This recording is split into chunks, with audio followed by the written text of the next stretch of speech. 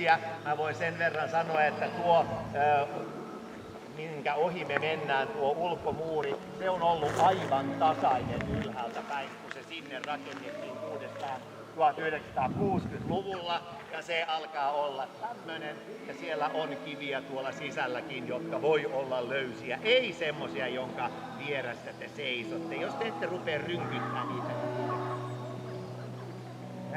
Seinistä puheen ollen, niin täällä on ne seinät, kalterit ja kaiteet sitä varten, että te pysytte niiden sisäpuolella.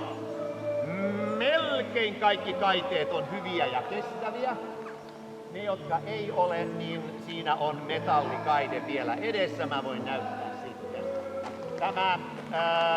Nämä kaiteet, niistä kun vielä puhutaan, niin niistä on sitten vähintään 6 metrin putous niin kuin seuraavaan kerrokseen.